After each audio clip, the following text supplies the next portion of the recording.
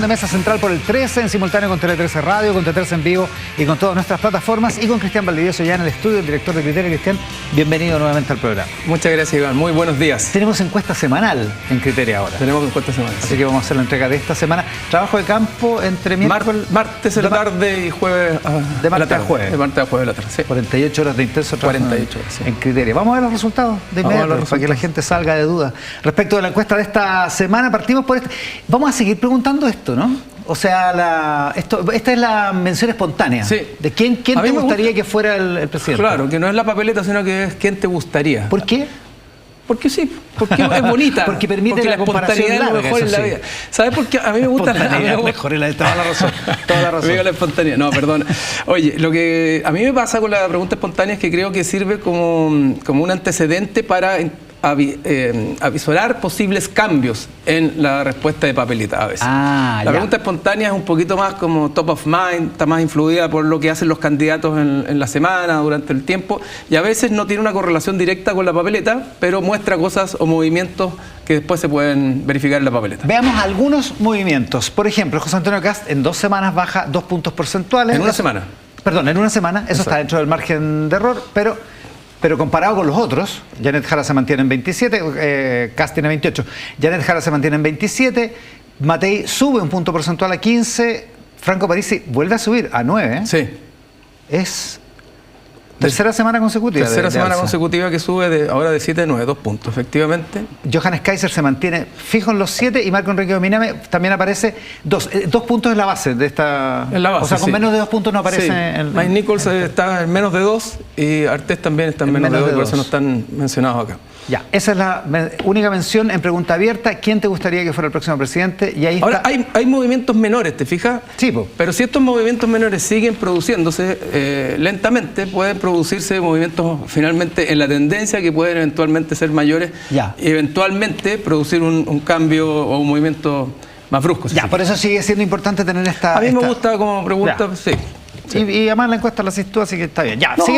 Siguiente lámina de Criteria. ¿Quién crees que va a ser el próximo presidente de la República? Aquí vuelve a bajar José Antonio Kast, que había tenido 44 el domingo pasado. O sea, esto no es por quién quieres votar, es quién crees tú que va a ganar. Claro. El imaginario del candidato que va arriba y que vuelve a 42 Kast, Jara se mantiene en 28, Matei sube 1 a 10, Franco Parisi sube a 5 y Johannes Kaiser baja a 4, pero es muy en el margen. Claro, ¿no? O sea, en ambas preguntas José Antonio Kast tuvo una pequeña caída respecto a la semana anterior, que en una semana puede ser importante si se produjera toda la semana, pero que es pequeñita, y lo otro es que él tiene mucha línea de crédito, entonces esos movimientos no lo afectan en su posición principal. Claro, todavía el 42% de la gente piensa que va a ser el próximo presidente. Sigamos con la siguiente lámina de la encuesta Criteria de esta semana. Estas son las prioridades ciudadanas, esto es muy importante para lo que viene en la campaña. Mejorar la seguridad. Puedes elegir hasta 3 posibilidades. Claro. La línea roja es primera mención y el total de las 3 menciones es la columna. La columna completa. Claro. 51% piensa. Que lo más importante de las siguientes acciones políticas, ¿cuáles te parecen más urgentes o prioritarias para ti? Lo principal, por lejos, es mejorar la seguridad, seguido de ordenar la migración, que son 2 temas que de alguna manera en el discurso se entremezclan mucho desde el punto de vista de la gente. Y eso es interesante. Y si tú te fijas, Iván, las 2 que siguen también están bastante relacionadas. Reactivar la economía, que se lleva un 36% del total de las menciones. Y para un 12% es la más importante de todas. Es la más importante, es la primera. Y un 10% generar más empleo y mejores sueldos. Y en total un 33%. O sea, son muy relevantes y también, claro, conversan, están entrelazadas. Recuerdo que otra semana hemos conversado de dónde están los espacios en esta elección y hemos hablado que está claramente en el ámbito de la seguridad y después está en el ámbito de la economía. Bueno, hay un 22% de personas que dicen algo como primera prioridad, algo vinculado a la economía, reactivar la economía y generar más empleo. Claro. Todavía es menor en relación al otro. Pero los 2 grandes temas o las 2 preocupaciones, ¿verdad?, son, digamos, en términos gruesos, seguridad y economía. Y después le sigue el tema social, que es mejorar la salud pública, o sea, social me refiero más concreto, ¿verdad?, que tiene que ver con la salud, con la salud en particular, mejorar la salud pública, acortar las listas de espera, que es la que está en la 5ª posición, después enfrentar la corrupción y después ya claramente más bajito mejorar la calidad de la educación pública, reformar el sistema previsional, después reformar el sistema político muy lejos. Eso es mala noticia para Kast. Reformar el sistema previsional tiene poquito, solo para el 4% es lo más importante. Claro, exactamente. Ahora, si te fijas, las prioridades en esta elección son muy distintas a las que había en elecciones anteriores, donde la educación, la reforma al sistema previsional, ¿verdad?, y a las pensiones eran lo central. Hoy día la agenda está muy marcada por los temas de seguridad y muy marcada por los temas de seguridad, que son los dos, y los temas de economía, que son los dos centrales. Y en último lugar, salud mental y la igualdad de género, que es muy poquito. Esto es un menú que le dan a la gente. Un menú de una pregunta ese menú cerrada. La gente tiene que elegir 3. Exacto, y todo con un verbo, que tiene que ver con el hacer, reformar, promover, cambiar, etc. Entonces tiene que ver con la urgencia que la gente le asigna a las distintas temáticas en general. Atención con las prioridades ciudadanas entonces, particularmente para los comandos. Siguiente lámina, encuesta criteria de esta semana. Si la elección presidencial fuese este domingo, esta es la encuesta de papeleta. Claro. Esto es lo que hasta ahora es la papeleta del 16 de noviembre. Claro. Todavía, no sé si el CERVEL ha certificado la firma. Hay 3 candidatos que se inscribieron juntando firmas. Claro. Y esa todavía hay que certificarla. Y Artés, claro. Claro. Los otros candidatos... Pero por ahora suponemos que todas las firmas, las 35.000 que consiguieron y más, están ok. De una semana a la otra, José Antonio Kast baja de 30 a 28 y Janet Jara baja de 28 a 27. Ambas bajas están dentro del margen de error, digamos. Están dentro del margen de error, efectivamente. Evelyn Matei se mantiene en 14. Franco Parisi sube de 8 a 9. Johannes, esta es la segunda encuesta, segunda semana que está esta papeleta, porque es la semana pasada la comentaste tú. Fue la primera vez, claro.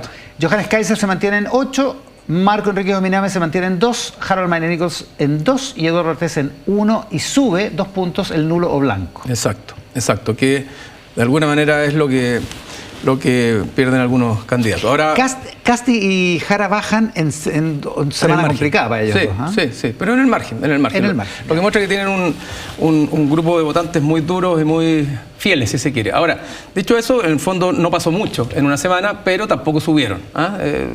No hay movimientos importantes, pero hay que ver qué es lo que pasa en adelante y si estos temas que a veces no se reflejan, cuando tienen un candidato tiene alguna complicación, alguna dificultad, no se refleja inmediatamente, sino que se empieza a reflejar en el tiempo, en las semanas que siguen, y hasta dónde esto tiene un relato. Porque, como decías tú, si lo conectas esto con la mención espontánea, el único que sube es Franco Parisi. Claro, exacto. En esta semana. Siguiente lámina de la encuesta Criteria.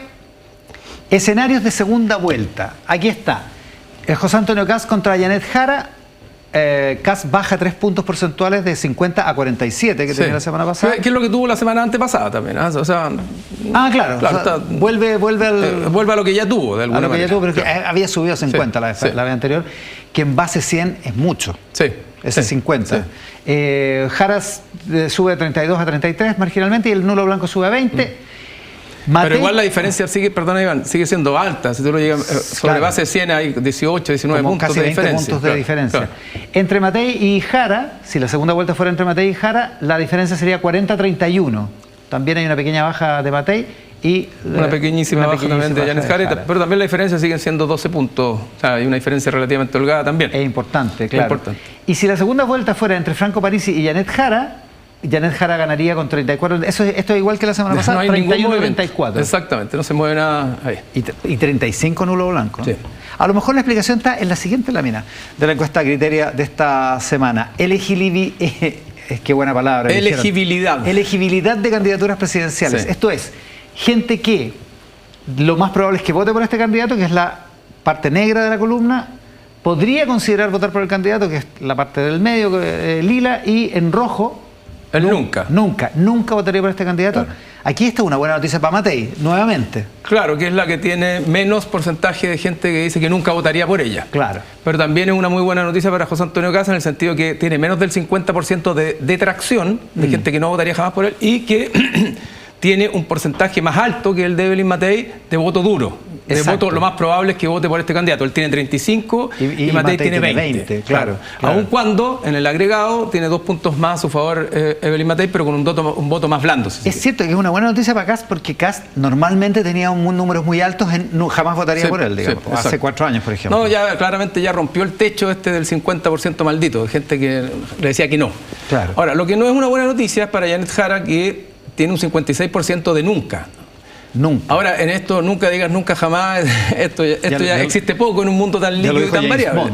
Exactamente. Y José Antonio Kast también tuvo en algún minuto más del 50% de nunca. Es decir, estas no son cosas estancas, son cosas firmes que nunca se van a mover. Esto se puede mover y acercándose a la fecha también. Por eso, de alguna manera, la mala noticia de Janet Jara en esta mala semana no es que baje mucho, porque tiene un votante duro, es que no logra mejorar su posición. Y probablemente no lo rompe porque tiene ese 56 ahí, claro, por ahora maldito. Y porque después lo vamos a comentar, pero está enfrascada en discusiones que a la gente poco le interesan, ¿verdad? Y que no le permiten conversar de lo que a la gente le importa. Mala cosa para Franco Parisi tener ese 56% de nunca votaría por este candidato. El equivalente a Janet Jara, exactamente. Claro, es súper parecido. Y sorprendente en el caso de Harold McNichols, ¿eh? Sí, esto es entre los que conocen a los candidatos, ¿eh? Cada uno. Exacto. Sí, claro. No es cualquiera. Buena precisión. 59, claro, también tiene que ver con que McNichols no es muy conocido en general, pero además no ha logrado poner mucha conversación, ni instalarse como un candidato. Exacto. Ahora, también es cierto que el 59% demuestra que hay una distancia importante hoy día de la sociedad o de la mayoría con él. Claro. Porque uno podría pensar, mira, no ha propuesto nada, pero es interesante lo que podría proponernos y nos acota ese techo. El número de nunca votaría por este candidato es 60 para Johannes Kaiser, 63 para Marco Enrique Miami y 77 en el caso de Eduardo Ortiz. Sí. Siguiente lámina de la encuesta Criteria de esta semana. Expectativas de cambio. Esto es lo que, respecto a los cambios que Chile necesita, tú estás más a favor de reformas moderadas, un escenario neutral o cambios radicales. Y es muy evidente la necesidad de cambios radicales. Esto es una buena noticia para Kast. Sí, es coincidencia antes que aparezcan los perseguidos de siempre, pero coincidencia con el titular que tuvo Kast hoy día en el Mercurio, que dice, nosotros vamos a hacer cambios radicales. De veras, de veras. Pero es que lo viene diciendo hace varios días. Claro. No venimos a administrar la mediocridad, sino a hacer un cambio radical. Está en la portada del Mercurio de hoy, una larga entrevista en reportaje. Lo que yo encuentro interesante, Iván, es que, bueno, al total de la población, el 58% dice que está más a favor de cambios radicales que de reformas moderadas, solo el 16%. Y en la derecha, la gente que se identifica con la derecha, el 65% está a favor de cambios radicales, más que por sobre, claramente, el 15% que está por reformas moderadas. Y lo que yo encuentro interesante es que, históricamente, la expectativa de radicalidad tenía más que ver con la izquierda. Claro. Con los cambios radicales, transformaciones profundas, revolucionarias incluso. Y hoy día la izquierda también está más a favor de los cambios radicales, pero en menor medida que la derecha. Entonces la pregunta es, ¿qué entiende por radicalidad el electorado hoy día de derecha versus el electorado de izquierda o el electorado de centro eventualmente? Ahora, en el electorado sin identificación, un 61% quiere cambios radicales. Sí. Lo que puede ser una buena noticia desde el punto de vista de que los votantes, lo que llamamos votante obligado, el votante que habitualmente no vota, que normalmente el sin identificación, podría estar a favor de esta Claro, y eso es lo que también está dándole viento a favor a José Antonio Kast, que está bien sintonizado con esta idea. Ahora, otra cosa es la gobernabilidad, que lo vamos a conversar después. Lo vamos a conversar. Porque la radicalidad supone algo, pasar del lado blanco o al lado oscuro. Y eso en el tiempo sabemos que no es tan rápido. Claro, porque una cosa es radicalidad teórica y otra cosa es la radicalidad práctica. Yo preferiría gobernar cuando la gente demanda gradualidad, porque te va a tener más paciencia de alguna manera. Entonces, es verdad. Ya, última lámina de Criteria de hoy. Estas son las expectativas de composición del Congreso. Esto es muy interesante. Sí, respecto a las personas, ¿quién te gustaría que lo compusiera, que componga mayoritariamente el Congreso? ¿Independientes o militantes de partidos políticos? Hace 4 años, el 87% pensaba que era mejor independientes que militantes. Cuando se iba a elegir el Parlamento que hoy día tenemos, en el 2021, el 87% pensaba, claro, que independientes y solo un 13% militantes de partidos políticos. Hoy día el 31% dice preferiría militantes de partidos políticos, aun cuando sigue siendo mayoritario evidentemente la persona independiente, pero algo pasó que la gente como que entre se desafectó de los independientes, duda más de los independientes o que está prefiriendo partidos políticos más formales, más estables y más estructurados. Exacto. Personas comunes y corrientes contra expertos, los expertos y académicos por lejos. Por lejos la preferencia. Personas jóvenes, personas mayores y también, No, esto para mí es bien notable. En agosto del 2024 todavía estamos bajo el influjo de alguna manera de la renovación. El 2021, claro. Del 2021, perdón, cuando ganó el presidente Boric, el 63% quería personas más jóvenes y solo un 37% personas de más edad. Claro. Hoy día, 4 años después, 54% prefiere personas de más edad, ¿verdad? Y versus un 46% que prefiere personas más jóvenes. Así que los candidatos jóvenes hoy día se van a pintar canas aparentemente, ¿verdad? Cuando los otros se teñían las canas hace 4 años. Ahora se están teñiendo, claro, están apareciendo las canas. Personas de izquierda, personas de derecha, eso no tiene comparación con lo que se preguntó hace 4 años, pero un 58% prefería personas de derecha en el Congreso. Exactamente, versus un 42%. Sí. Ya tiene compleja la izquierda. Encuesta Criteria de esta semana con Cristian Valdivieso, que va a seguir acá en el estudio porque se agregan Angélica Bulnes y Claudia Álamo para nuestra mesa de análisis. Lo que decía Cristian, vamos a hablar de los problemas de Janet Jara, de los problemas de José Antonio Kast, de los problemas de Elín Matei. que fueron hartos esta semana. Así es. Pausa y volvemos. Estamos haciendo Mesa Central por la pantalla del 13 en simultáneo con Tele 13 Radio, Tele 13 en vivo de todas nuestras plataformas, y también partamos por los problemas de la semana. Los problemas de la semana. Todos de azul, ¿eh? Sí, es que todo de azul. Estamos todos de azul. combinados. Sí. Sí, yo creo que mi mujer me pasó un gol porque me recomendó vestirme de azul cuando yo soy albo de corazón. Yo hoy día a las 3 de la tarde espero que Colo-Colo Ya pasando. haga lo suyo ya. y que revierta este inconsciente que nos tiene tomado hoy día. Una cosa inconsciente. ¿Será una cosa inconsciente lo de Lautaro Carmona con Janet Jara? No. Es consciente y deliberado. O sea, cuando uno, la verdad es que, bueno, hemos visto una semana que yo creo que simplemente cristaliza un cúmulo de tensiones que no son nuevos. No es que ahora nos dimos cuenta de que había una tensión entre Carmona y Janet Jara. Viene pasando. Esto viene pasando desde el día 1, esto viene pasando desde que hubo una fricción para elegirla como candidata presidencial en el Partido Comunista. Sí, pues. Entonces yo creo que esto hay que mirarlo cuando uno reportea el tema del PC. En el jarismo se preguntaban, ¿qué más quiere Lautaro para tomar la decisión? Es que hay que evaluarlo en 3 época? capas. Esto no es una sola razón. A ver. Una capa, en las declaraciones del presidente del Partido Comunista, es la mirada crítica a Mario Marcel, que no es solo la mirada, no es nueva. Lo hemos dicho ya en todos nuestros programas de radio. Desde el comienzo del gobierno. Y claro, y fueron con documentos. De hecho, hubo una reunión de la Comisión Política del Partido Comunista con el presidente Gabriel Boric, en la cual en un minuto, según me relataba un alto dirigente del PC, el presidente le dijo, ¿qué opina usted de la política económica del gobierno? Porque ellos estaban... ¿En qué momento esto? Esto ha sido como el año pasado. Ya. Porque habían presentado muchos documentos desde la Comisión Política del PC de que sentían de que el gobierno, este gobierno de izquierda, no estaba entregando recursos para las necesidades sociales, fundamentalmente hospitales. Ya. Cuando vino la crisis de hospitales, ¿se acuerdan ustedes? Por desfinanciamiento, listas de espera, vivienda, campamentos. Esos eran como los 3 puntos clave que estaba haciendo, además de sueldo mínimo en su minuto. Entonces, venía una tensión y dicen que cuando eligieron a Mario Marcel, que lo dijo el propio Guillermo Teller, Claro. no lo dijeron, dijo. No, y le dijeron que siempre supieron que Marcel era muy tronco. Ese es el concepto. Tronco. ¿Qué significa tronco? ¿Duro? Yo pensé que era tronco. No, tronco, sí, como un tronco. Duro de... Duro de roer.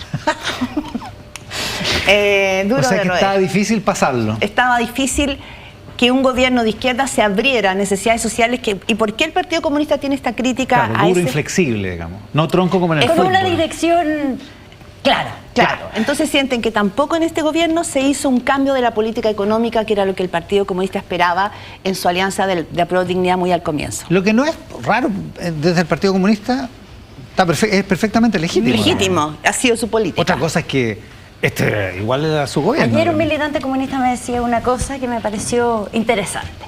Me dijo, mira, si lo que pasa con Lautaro Carmona o lo que él representa es que creen que ya perdieron, incluso si Janet Jara gana.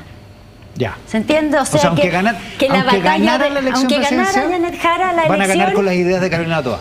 exacto. Como dice Max Colodre o por en lo su menos columna. no con las del Partido Comunista. Y ese es el dolor, el resentimiento y además, no diría el desenlace, sino que la continuidad de una historia que se viene contando desde básicamente la muerte de Guillermo Teller. Ahora, esto se resolvió bien rápido, ¿no? O sea, digo, Janet Jara renunció a la demanda entera y a su programa de primaria renunció a la semana de haber ganado. Bueno, digamos. y eso es lo que resiente ese sector, que como que se perdieron esas banderas que eran tan importantes, y te lo encarno, pero no es lo único, pero de salario vital a ingreso vital. Claro. En el fondo, ese cambio que refleja que pasábamos de que un aumento del sueldo mínimo a una propuesta mucho más gradual, más socialdemócrata, con intervención del Estado, distintas cosas, bueno, esa es una derrota para cierto sector del Partido Comunista, el más purista. Claro, es que esa es una segunda capa. La primera capa es la política económica y este giro que está haciendo la candidata a ser socialdemócrata, que eso fue un puñal en el alma del Partido Comunista cuando lee, ¿no es cierto?, que su jefe programático dice que Janet Jara es más socialdemócrata. ¿Por qué? Porque la percepción que hay en sectores del PC, que son los sectores más duros, es que ni con Bachelet tuvieron que cruzar tantas fronteras. ¿Tanto así? Sí, porque dicen que Bachelet era mucho más receptiva, que su espesor político le permitía entender bien las necesidades sociales, que incluso Andrés Velasco soltó más la billetera en algunas necesidades sociales que lo que pudo hacerlo ahora Mario Marcel. Bueno, objetivamente tiene razón, pero Andrés Velasco está enfrentando la crisis subprime, digamos. Sí, pero sienten que hubo ahí un gesto ahí una desde Michelle Bachelet que ella direccionó. Entonces, O sea, ¿fue más de izquierda el gobierno de Michelle Bachelet en términos económicos? Eso podría ser la Pero lectura. incluso el 1, o sea, incluso comparado Sí, con el Velasco. 1. Que de una manera más consistente.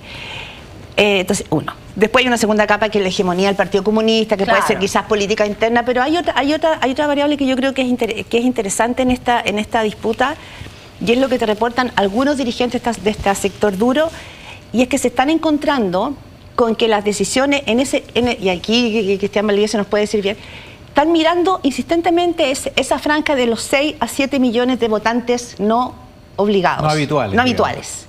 Y dicen que ellos se van a inclinar por figuras que sean muy claras, muy coherentes y con propuestas muy simples. Y sienten que en eso estos giros de girar hacia el centro de Janet Jara pueden hacerla perder finalmente raíz en los sectores de mensajes más claros. ¿Por qué dicen? Porque hoy día, me dijo un dirigente del PC, en las poblaciones y sectores medios estamos más bien compitiendo en propuestas con los republicanos. ¿Habrá algo de eso en ese franja de los 6-7 millones? No, a ver, algo debe haber, pero yo creo que el problema más, digamos, político-electoral de toda esta trifulca que hay en el Partido Comunista, que a la gente no le importa, uno puede decir, mira, no afecta a Janet Jara porque ella no baja necesariamente la encuesta. El problema es que la termina afectando porque no logra subir, no logra poder instalar un mensaje, una narrativa distinta que le permita salir de este problema que está con un techo tan bajito. Fíjate, entonces la conversación en torno a su candidatura es una conversación política, aburrida, latera, las tensiones de los partidos políticos, las disputas entre los políticos y los partidos y el comando, y eso a la gente no le interesa, Pero no es que eso haga que el votante duro o el votante seguro se vaya a cambiar de bando necesariamente. Hace que gente que podría entrar en la juguera de esta votación se aleje, diga, no hay historia, no hay cuento, no hay nada. Eso le pasa Y a la derecha también. Eso lo termina afectando. Pero en términos políticos, yo creo que lo que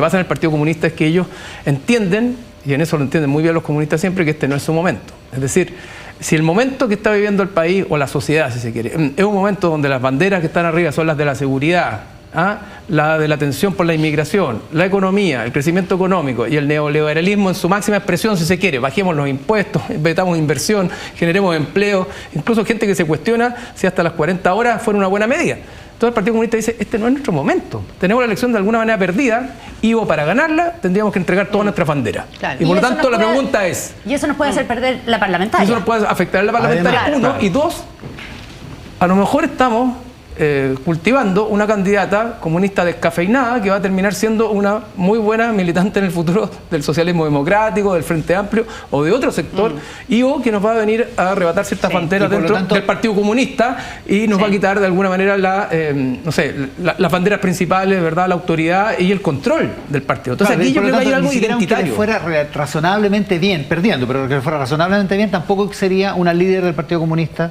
para el futuro, digamos. Podría no ser una líder del Podría no Partido serlo, Comunista, digamos. exacto, y podría afectar de alguna manera la elección parlamentaria. Entonces, O podría hacerlo. ¿Ah? O podría hacerlo. Depende de quién gane la disputa y que interna en el finalmente PC. se genera ahí una ruptura en un Partido Comunista O que podría- sea menor. exacto, Y que aunque pierda, vuelva, ¿no es cierto?, y ella no llegue sola, llegue con una generación como Camila Vallejo, Carol Cariola, Pero con un Nicolás Partido Comunista Cataldo. reformista en ese caso. Exactamente. También difícil. también está ese tema dando vuelta internamente. difícil. Pero, Ahora, no es la mayoría del Partido No, Comunista no, hoy. en O sea, no es la facción que controla el partido hoy día. No la directiva, pero No, hay una disputa interna que lleva dos Sí. cosas, que esta semana ya ha sido tema. Sí.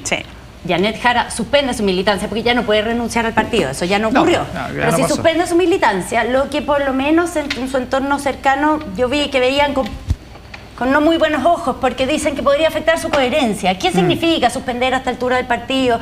Sobre todo si se sabe, ya como que se ha instalado el militante desde los 14 años. ¿En qué ayudaría? ¿En qué ayuda? Y además le haría pagar el costo con la militancia del Partido Comunista. Con la militancia del Partido Comunista. Sí, ya nos deja como en vez de derecho a dar la enojarse, pelea. Pero también tiene otro efecto. Uno empieza, es algo que yo escuché en enero cuando se jugaba como el Congreso del Partido Comunista, la directiva, la Comisión Política, que es que algunos empiezan a plantearse como sector más reformista, ¿tendremos que irnos del PC? Como tendremos que dejar este partido una eventual división, que no es algo como que haya un diseño, pero es algo que aparece, eso no aparecía habitualmente en el PC, aparece como en la conversación. Y por otro lado parece que también pertenecer al PC no es como pertenecer a cualquier partido político, es como, se parece más como a una religión. A una religión o una iglesia que con tiene que ver respeto, con tus filiaciones, tus amigos. Entonces no es tan sencillo y por eso también llama la atención de que igual aparezca como dentro de las conversaciones. Claro, porque la división dentro del Partido Comunista es una cosa que se discute, pero afuera del PC, la discute la izquierda.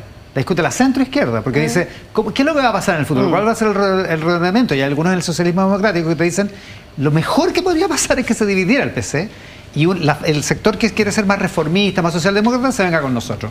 Eso claro, es lo que te pero dicen. No es tan sencillo porque tiene que... Pero hay no una es tan cosa, fácil, claro. Una cosa que va trasciende lo político, hay una cosa como una idea de vida, un colectivo, es distinto. Entonces eso lo hace muy difícil. Pero lo que sí es que Cristian dice, claro, esto no afecta a la gente común, la pelea entre Lautaro Carmona, que dijo y salió este otro, no le afecta, pero sí yo creo que importa la capacidad de autoridad que es capaz de ejercer la candidata. O sea, más allá de por qué es la pelea, cómo logra activar o desactivar las peleas la candidata. Ahí sí importa. Y también cómo logra estructurar el comando, que hemos visto que cómo está funcionando tu comando importa. Lo hemos visto en el caso de Evelyn Matei. Si tu comando está funcionando mejor o no, tiene impacto en una serie en todo tu diseño comunicacional y político. Entonces, ¿la nota? Aunque sea una cosa como que en el día a día seguimos como los que estamos como siguiendo atentamente la política, tiene efectos en cómo el resto de la candidatura se despliega. Sí, yo creo... ¿Dónde aparece? Hoy día pensé que era la nota la tercera, pero no es. Que empieza diciendo que el comando está en marcha blanca. Por increíble que parezca. Claro, y dice, ¿dónde? acá no le pasa esto. No lo vi acá. ¿Te acuerdas? Claro. Acá esto no le pasa. Lo dijo la propia candidata. Claro, lo dijo eso Janet pero Jara, acá no le pasa. Sí, porque hay yo lidio con nuevo partido. Claudia. Pero hay un punto que tiene que ver no solamente con el ordenamiento de la planilla Excel de cada partido, tiene que ver con lo que ya se llama el relato, la narrativa. Un candidato que tenga que tener una buena narrativa tiene que ir caminando con todas sus huestes al lado, ordenados, apoyando, dándole un sostén que permita a la ciudadanía decir, bueno, aquí hay algo, acá hay una promesa de comillas gobernabilidad. Y eso no lo ha podido hacer Matei, y eso no lo ha podido hacer tampoco Janet Jara. Claro, con todo este ruido. Tiene que ver entonces no solo con el liderazgo respecto de la interna de los partidos, sino con la señal que tú le das a la ciudadanía de que estás lista para hacerte cargo de sus problemas y resolverlos porque tú tienes una gran espalda política atrás. Y eso es lo que vemos que a Janet Jara se le craquela y que se le fisuró insistentemente a Evelyn Matei. Y solo un punto, hay un ejemplo que está dando vuelta en un sector del PC, que es este sector más duro, medio chúcaro con Janet Jara, en que recuerdan que no fue fácil elegir la candidata presidencial, le costó. Que en un minuto un sector del PC quería a Carmen Hertz o a Bárbara Figueroa o Daniel Jadwe, porque querían una opción de izquierda más clara. Cualquiera antes que Jara. Ajá. Pero te dicen que lo que temen que les pase es lo que le pasó a la concertación con Alejandro Guillé. Es decir, con una candidatura que, porque las encuestas llevaban súper bien, termines perdiéndolo todo, incluso tus banderas ideológicas. Y que sea la derrota total, digamos. Exacto. ¿Cuánto importa todo esto desde el punto de vista del votante? No, yo creo que importa porque por lo mismo que decíamos delante, es decir, el votante hoy día se pregunta qué es lo que está ofreciéndole Janet Jara al país, cuál es su propuesta de valor, de alguna manera, cuál es la razón por la cual podríamos votar por ella. Y lo que ve es un entorno que pelea, que discute, que se atenciona y donde el relato, la historia de los partidos políticos y la tensión entre el comando y la política. Por lo tanto, eso afecta, porque no logra conectar con otra conversación. Lo que Jara hizo, no puso ninguna propuesta en Jara la está mesa, hoy día en una gira nacional, que yo creo que incluso puede haber sido una muy buena decisión, porque en los foros a los que estaba yendo ni la querían ni la aplaudían, más bien iba a perder y a que le tiraran... Parece que el viaje de Concepción fue súper masivo. Pero ha tenido una buena gira, pero lo que se sabe no es lo que conecta con la gente en regiones, ¿verdad? Lo que cuenta de su mensaje, cuál es la historia. trayectoria, qué es lo que está ofreciendo, cuál es su programa de gobierno, por qué se está desplegando. Lo que se cuenta es lo que está pasando acá en Santiago, o entre México, donde estaba Carmona, y el Comando Central de Santiago. Entonces, es un problema. Yo creo que la pregunta de fondo acá, al final del día, es si la centroizquierda y la izquierda considera hoy día que Janet Jara es una buena candidata que tiene además potencialidad real de ganar la elección presidencial. Y yo creo que mientras no resuelvan esa crisis existencial, están medio complicados, pero yo diría, cortito, que al menos tienen que entender que es la mejor candidata que pueden tener para una parlamentaria que tienen difícil, y que la discusión de la segunda vuelta es posterior, porque la parlamentaria viene en la primera vuelta, sí, y necesitan empujar y apuntalar una candidata, más que apalancarla o tirarla al suelo, porque la segunda vuelta, aunque la perdiera, ¿verdad?, viene después de la parlamentaria. Es la primera donde se juega el Parlamento. ¿Tú decías que en Concepción le fue muy bien? Parece que tuvo un acto bien multitudinario porque estuvo en Concepción. Es que también en Republicano estaban muy contentos con un acto en Villa Alemana de José Antonio Kast, que era pero multitudinario también, lo que me lleva a el Chao Préstamo. Es un error de José Antonio Kast porque hoy día habla Bernardo Fontaine, bueno, viene Bernardo Fontaine acá al programa, habla Jorge Quiroz en DF+, habla el propio José Antonio Kast en Republicano, y básicamente defienden el punto. Principalmente Quiroz y Kast. Mira, ahí era interesante porque una de las cosas que decían los republicanos esta semana, que tuvieron que salir a explicar mucho el asunto del Chao Préstamo. Como que no están acostumbrados a andar explicando cosas. No están acostumbrados y tuvieron que sacar el lunes 2 videos explicando, porque lo que decían es que les preocupaba mucho que se instale la idea, que dicen ellos es completamente una mentira, pero que hay muchos interesados que no van a permitir que suban las pensiones. ¿Ya?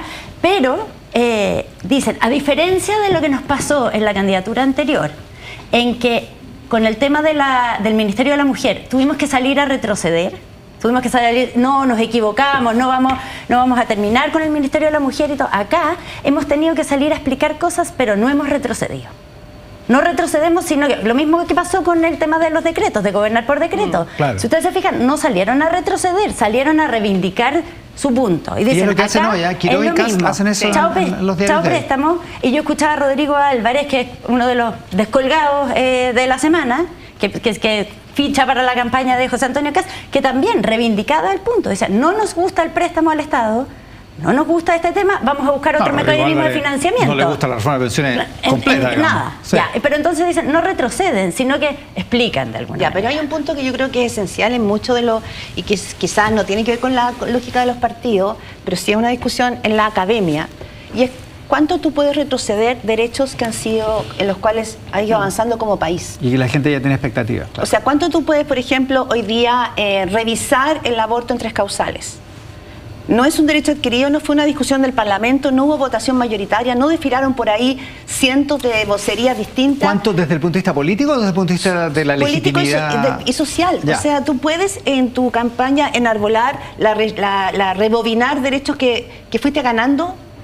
Es decir, una discusión de una reforma previsional que sabemos lo larga que ha sido, lo compleja que fue, en que todos tuvieron que entregar una parte de su oreja, todos. ¿Tú puedes hoy día retrotraer algo que fue recientemente aprobado? Creo que es una pregunta válida respecto, ¿no es cierto?, de las propuestas de los candidatos. ¿Hay discusiones al respecto? Particularmente porque Chile Vamos ha sido, me parece que ha sido exitoso instalando las dudas respecto de no tanto la mentira de hoy aquí quieren bajar las pensiones, poco más o menos, que es cierto que el republicano está afectado por eso, sino desde el punto de vista de decir lo que están proponiendo como reemplazo no garantiza realmente las pensiones porque se discute de año a año, en fin, varias cosas que son técnicamente plausibles, digamos. Sí, no, a ver, la pregunta es ¿para qué? ¿Por qué hizo esto republicano? ¿Cuál es la razón de fondo de tratar de clavar una bandera ya más identitaria, si se quiere, porque esas eran las causas que ellos defendían? Acuérdense que ellos no querían ni un peso de cotización para reparto o para préstamo. Y 2, de tensionarse nuevamente con Chile Vamos. Entonces la pregunta es, ¿quién está queriendo buscar realmente la unidad y encontrar los puntos en común? Chile Vamos, que son los cuestionados permanentemente porque resulta que dicen que ellos están criticando la candidatura de los republicanos, o republicanos que directa o indirectamente le tira a sus convitos al mundo de Chile Vamos, porque esto es eso, está cuestionando la reforma que Chile Vamos aprobó. Entonces la pregunta que me hago yo es, ¿por qué hacen esto? Entonces una de las respuestas puede ser, bueno, porque tenemos una elección parlamentaria y nosotros estamos buscando la hegemonía de la derecha y queremos clavar banderas, mostrar diferencias, mostrar un parteaguas entre ellos y nosotros. Otra, que yo creo que son complementarias, es también la sensación de estar muy arriba en las encuestas, y eso es peligroso. El vértigo de estar arriba es lo que te hace entrar en aquellas cosas donde tú dices, ¿cómo me mantengo arriba de la ola? Tengo que estar todo el tiempo dando nuevas ideas o nuevas propuestas. Y ahí es donde te puedes meter en un problema. Yo creo que esto es un error en general de republicanos, porque además lo que hace es meter una discusión donde podría reabrir incluso desde la izquierda la discusión, bueno, rediscutamos toda la reforma de pensiones. Claro. Y si nosotros queríamos terminar con las AFP y cambiar el modelo y empezar a hacer de eso es lo que un digo, relato para la futura oposición. Cosa de la que Jara ya retrocedió, digamos. Jara retrocedió, pero hacer de eso un relato para la futura oposición, decir, bueno, si vamos a discutir esto, discutámoslo todo de nuevo. Creo que es un problema en todo sentido, porque además enreda la situación. Fernanda Paul y José Tomás Santamaría, periodistas de DF+, le preguntan a Jorge Quiroz, coordinador económico de CAST, ¿y por qué lo hicieron esto? ¿Por qué quieren insistir? Y Jorge Quiroz dice, por un tema de principios. Porque no queremos que el día de mañana a alguien se le ocurra, por ejemplo, ocupar los fondos de pensiones para prestarle a Colco. Yo no sé de dónde se sigue eso de la reforma de pensiones, pero es lo que dice Quiroz. Estamos protegiendo una institucionalidad para adelante, por un tema de principios. Iván, perdona, significa que dice, entramos en la lógica de los principios. Lo que teníamos hasta hace una semana o dos, que no nos íbamos a mover de los temas identitarios y de los principios que nosotros queremos regir, sino que queremos un gobierno de emergencia nacional. Pero en este caso, entramos de nuevo a los principios, porque dentro de los principios que mueven a republicanos están algunos que generan rechazo de la población. Ahora, la pregunta es ¿es un tropezón de Kast esta propuesta o no? O sea, me parece que es la primera vez que tienen que cambiar hasta el nombre al plan. Que tienen que salir a explicar. Porque esto se llamaba Chavo Préstamo y ahora se llama Te amo de devolver tu plata. Claro, creo que pero además es algo innecesario, muchas veces es un tropezón. Pero hay un tema que es que le introduce, o sea, cuando ya uno entra al tecnicismo, pareciera que esto le introduce un grado de inestabilidad al sistema, porque el mecanismo de financiamiento... Ya salió Sebastián de Polo al baile, ¿no? Pobre embajador en Brasil. Y ahora desde los republicanos, ¿viste? Porque el mecanismo de financiamiento que están proponiendo, según lo que dicen hoy día varios economistas, es que habría que ir todos los años a pedirle al Congreso que lo apruebe. Entonces todos los años estaríamos volviendo a abrir el debate previsional. Y eso, claro, según los economistas de Chile Vamos, sería como es lo que hacen los norteamericanos cuando se les va a cerrar el Estado por el techo de la deuda, tienen que suspender y no hay plata para pagarle a los parques nacionales. Claro. Eso. Entonces introduciría un elemento de inestabilidad año a año. No es que solamente reabre la discusión. Si es que eso es así, te lo podrá contestar Bernardo Fontaine, que va a estar en la próxima entrevista. Y hay otro argumento también, que es que es un beneficio definido, y de repente el beneficio definido lo encontráis poco, o la política lo encuentra poco, porque es mucho mejor un beneficio más alto, y entonces eso encarece todo. Ahora, el todo dato problema, es que Evelyn Matei se colgó de esto. Ayer vuelve sobre la carga, no suelta este tema porque se dio cuenta que aquí había justamente un hilito frágil, ¿no es cierto?, que había mostrado por primera vez la campaña de José Antonio Kast, que había sido muy coherente y sostenida como en una sola línea. Sí. Es que es interesante ver lo que está pasando a nivel comandos también, porque vemos las encuestas y las encuestas están congeladas, están bastante estables, ¿no es cierto? ¿Congeladas? No, Cristian se mata haciéndolo. Claro, no, yo sé, yo sé, pero el resultado está estable. Parejo, llevamos como 2 o 3 semanas pareja. Un movimiento bastante menores. Sí. Ya, pero los comandos no están congelados. No están igual que la semana pasada, los comandos están hirviendo. Entonces, así como tenemos en el comando de Janet Jara, porque es entretenido, eso es cuando uno va reporteando, va viendo cómo van evolucionando los comandos, no solo las encuestas. El comando de Janet Jara estuvo toda esta semana enredado con lo de Lautaro Carmona. Y vamos, declaraciones de una y otra, Lagos Weber versus Bárbara Figueroa. Hasta que volvió de México Lautaro. Oye, Lautaro a poner. Me dicen que no estaba en Nuevo Mundo hoy día en la mañana, que no estuvo. No sé. Había un nieto de Fidel Castro entrevistado. Ya. Sí. ¿Y habló de Marcel? Es que estaba en el aniversario de Guillermo Tellier, eso me dice. Claro, se cumplen 2 años de la muerte. Sí. Ya, pero el comando de Jara, hablamos, está así. El comando de José Antonio Kast está empezando a vivir como tener que integrar a más gente, tener que integrar más sensibilidades, que es harta pega. Porque el comando de José Antonio Kast hasta ahora era, como dice Janet Jara, a Kast no le pasa esto porque es de un solo partido, pero ahora está llegando gente nueva, llegó el exalcalde de Puente Alto, Germán Codina, llegó Bernardo Fontaine, llegó gente que viene de distintos mundos y vamos a ver. Llegó antes Rodolfo Carte, es más difícil administrar cuando hay más distintas sensibilidades. Y en el comando de Evelyn Matei, por otra parte, esta semana, esa que tuvieron toda esta discusión sobre los descuelgues, lo de Chavo Préstamo como que les dio un aire, como un airecito, sí. Ellos también tienen a veces que salir a explicar cosas, pero también hay una sensación de que se están ordenando. ¿Así, Sí, porque ¿Esa es la como- sensación interna? Esa es la sensación que te transmitían internamente, que la llegada de Juan Sutil, pese a que tuvo este Y de error, Coloma, Juan Antonio Coloma y de Juan- clave, como sí. en el fondo, como en lo estratégico, logístico, y en lo político se está ordenando, se está alineando. Entonces había una sensación de como paramos la caída en las encuestas, ya no hemos subido, pero no hemos bajado más. Pero además este comando está volviendo o está empezando a articularse, a ordenarse, hay dirección clara, hay autoridad, sabemos para dónde vamos. Dos cosas. Uno, te dicen que probablemente Evelyn Matei podría empezar a subir la encuesta por este ordenamiento, pero también es cierto que entraron, ¿no es cierto?, con un punto de fuga. O sea, hay una fuga de energía cuando hay militantes, que yo creo que hay que decirlo claramente, no es un desmarque la partida de figuras como Rodrigo Álvarez, como Germán Codina, como Rodolfo Carter al mundo. ¿No un desmarque en qué sentido? Que no eran personas que estaban marcadas así. No eran del mateísmo, digamos. No. Ya. Esa es la verdad, son figuras Iván que habitaban Poduje. en el mundo, de ese mundo de la centro derecha, pero que toman una opción porque les parece que José Antonio Caz es más consistente en esa propuesta. Pero mirar esto como un desangre, pues no se está yendo Jimena Osandón, no se está, ¿me entiendes? Claro, Gente claro. que esté como Claro. realmente en la columna vertebral de Renovación Nacional o de la UDI. Creo que ese es un punto importante. Segundo, Y además tampoco, con todo respeto, pero tampoco hay miles de votos que se van a ir Sí. con... No, pero Jorge alguna- Atón les dolió. Sí, ¿Les yo creo dolió, Jorge que, Atón?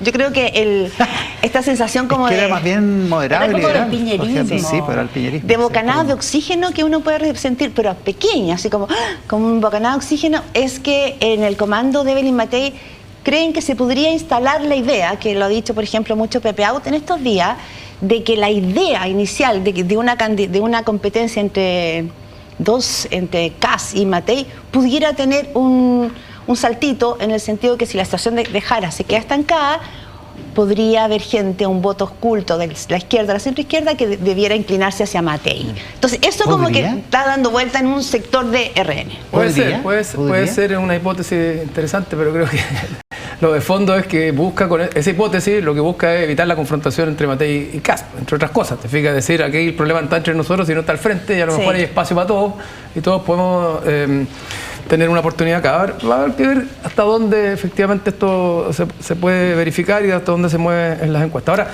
yo creo dos cosas. Uno, cuando tú vas muy arriba de las encuestas y estás siendo el más probable próximo presidente, tiene dos cosas. Uno, lo que te afecta son los errores no forzados muchas veces. A Evelyn Matei le pasó. A veces no, por querer anotarte un punto, puedes cometer un error que te tira para atrás. Y segundo, creo que tienes que empezar a vislumbrar el gobierno y la gobernabilidad que tú le vas a dar al país de cara a lo que venga. Y en ese sentido, cualquier cosa que meta incertidumbre, como decía Angélica, es un problema, porque ¿qué van a hacer los inversionistas? Los inversionistas quieren invertir en el largo plazo. Entonces, si tú metes incertidumbre, te pueden decir, bueno, voy a invertir a 2 años, a 3 años por el próximo gobierno, porque no sé lo que puede pasar después. Porque si nos vamos a ir bandeando de polo en polo, a la vuelta de la esquina puede volver un gobierno de la otro signo que venga a desarmar todas las propuestas o las promesas que se hacen en este minuto. Entonces creo que la lógica de la gobernabilidad en este minuto es muy relevante, porque ya sabemos, y la historia nos cuenta, que ganar el gobierno no es lo más complejo al final del día, sino que lo más complejo es gobernar. Parece no que lo tiene alcanzamos a bien hablar de claro. Milei, pero... Parece que lo Ahí tiene estamos bien viendo. claro el marido de la candidata, porque le da una entrevista a Olga Bustamante en la tercera, a Muy, Jorge muy Solmó. buena entrevista esa. Y el título, que es la última frase de la Sí. entrevista, es: vamos a tener menos paz social en un eventual gobierno de Caz que en un gobierno Un de Evelyn argumento que Matei. no estaba sobre la mesa. No, y lo pone Es un muy buen argumento. el marido de la candidata. Sí. O sea, ya lo último que nos Lo tenemos que ir. último, que en RN de repente digo, bueno, estas tensiones, dice, lo que está pasando en algunos sectores del comando es un poco de enojo porque siente que el republicano está muy soberbio, muy seguro de sí mismo. Y claro, que sienten que está muy poniendo las reglas. Dicen, nosotros tampoco podemos bajar la oreja porque no quiero que nos pase lo que le pasó al Partido Socialista, que tuvo que terminar de alguna manera bajando el moño frente al Frente Amplio y llegar después, ¿no es cierto?, a gobernar con sus equipos y con sus técnicos Y pagando todos los costos. y pagando todos los Y costos. una de A las propósito de eso, viene Camilo Escalón en el Entonces, siguiente ese es un bloque. punto Muy relevante. cortito. Y Sí. una de las estrategias de contención que Sí. están haciendo para evitar más descuelgues o como quieran llamarlo, que podrían venir más, es recordándole al mundo, por lo menos del piñerismo, cómo fue José Antonio Caz con Piñera y su gobierno. como activando, tocando esa tecla. Ni perdón ni olvido. Allá, Eso, con Angélica Bulnes, exactamente. con Claudio Álamo, con Cristian Valdivieso, muchas gracias por compartir. El secretario general del Partido Socialista, Camilo Escalona, esta mañana acá en Mesa Central. Camilo, muchísimas gracias por la gentileza de Gracias, estar acá. buenos días. Gracias por la invitación. Anda medio convaleciente todavía, así que todavía, le agradezco sí. el doble. El frío me causa problemas, pero... Está muy preocupado el clásico, don Camilo. Sí, sí. No, pero me gusta venir aquí a Mesa Central. A mí, hace más mata el tiempo antes de las 3 de la tarde. No, me gusta porque me hace preguntas difíciles. Siempre me trata de pillar de alguna No manera. le ponga, Entonces, ¿quién lo ha tratado de pillar? ¿A quién lo ha pillado? No, ya que estamos. No. Pero ya que estamos. Ya que estamos, ¿no? No le voy a preguntar por Colo Colo porque ha sido un mal año Sí. para Colo Colo. Pero, ¿qué pasó esta semana en el comando de Janet Jara, en la candidatura, en su candidata presidencial? Bueno, partamos por lo último. Ella es nuestra candidata, nosotros hacemos todo lo que podemos hacer para que le vaya bien y pueda crecer y primero asegurar su paso a la segunda vuelta y luego posteriormente hacer una buena lucha, una brega que ojalá nos permitiera ganar. Así que eso es lo primero. Ya, pero usted dice, nosotros hacemos, yo asumo que está hablando por el Partido Socialista. ¿En el Partido Comunista hacen todo lo que está de su lado para que le vaya bien a la candidata? Mire, yo no puedo hablar por el Partido Comunista porque eso provocaría las iras de varios de sus dirigentes. Pero usted es un agudo observador de la política, no me venga con cosas. No voy a hablar por otro partido. Pero yo creo que hay que entrar al tema, no se puede eludir. Sí. Nosotros hemos tenido una diferencia política, no personal. Yo no tengo un conflicto personal con Lautaro Carmona de ninguna manera. Cuando él dijo que parecía que se estaba desgranando el choclo, ahí surge una primera diferencia política. Nosotros consideramos que un cambio de gabinete no tiene por qué ser evaluado de esa manera.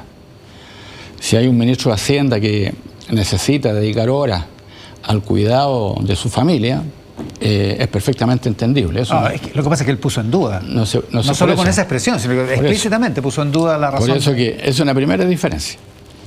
Y la segunda diferencia es a la gestión misma de Mario Marcel. O sea, cuando él señala que el aludir a los recursos cuando se va a financiar una tarea de gobierno es hablar como de un dios al cual no se le puede, por el cual no se puede pasar sin tomarlo en cuenta.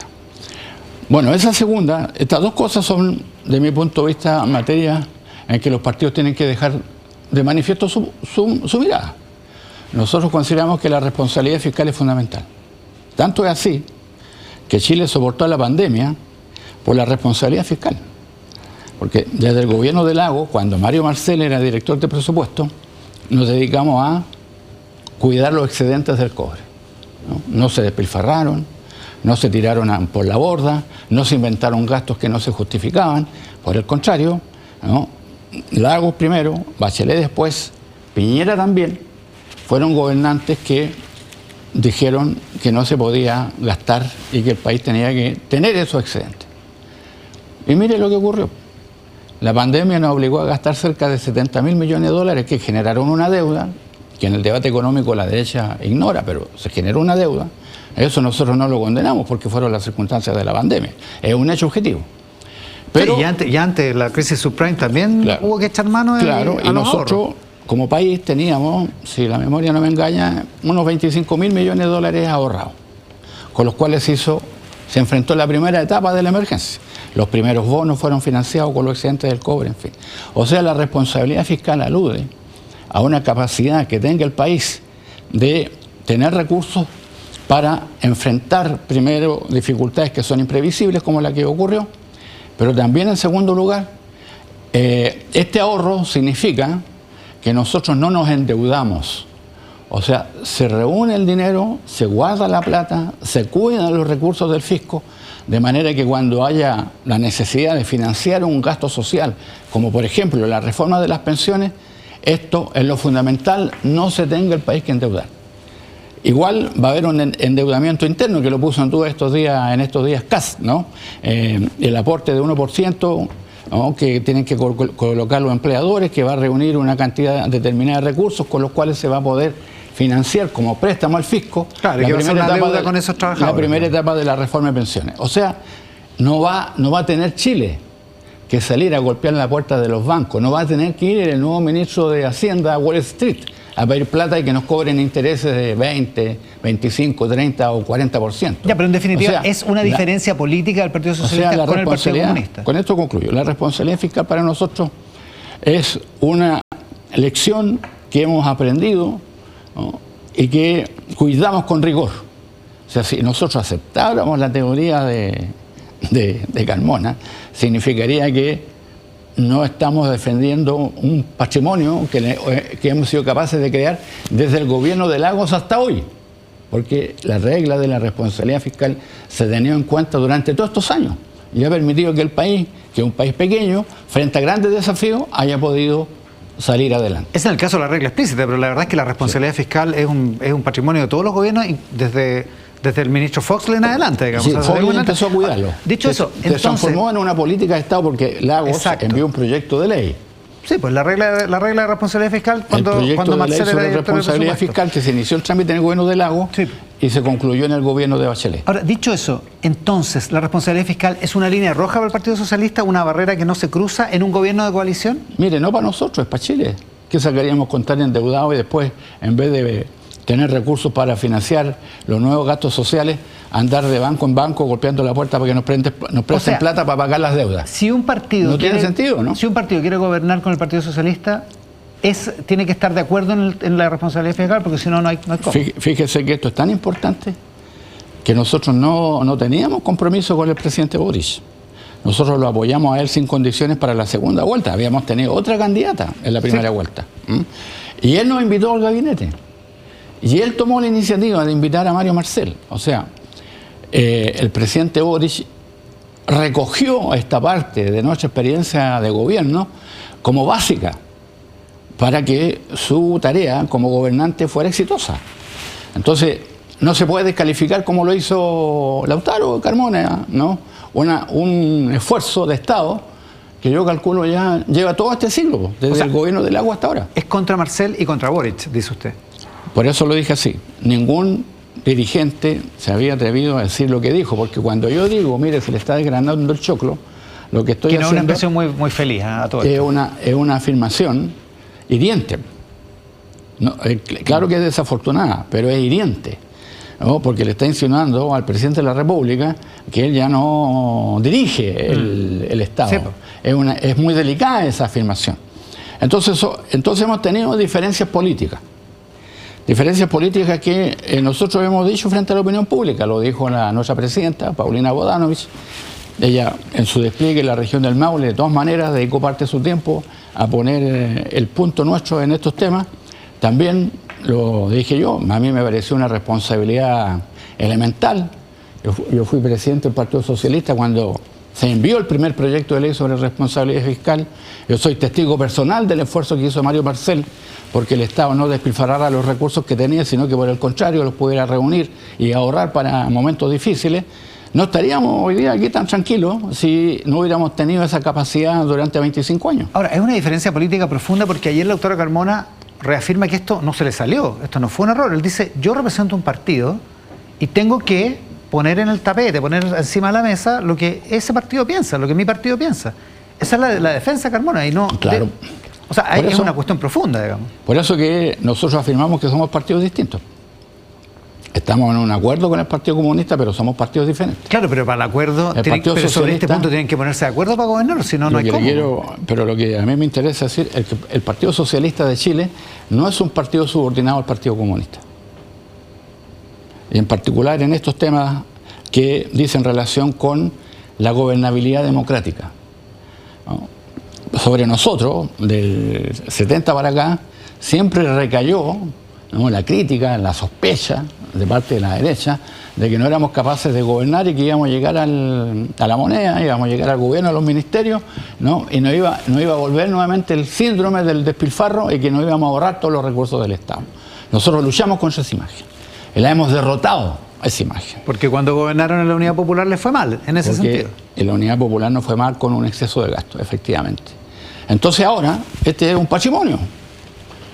Ha servido para estabilizar la transición democrática, para fortalecer la gobernabilidad del país.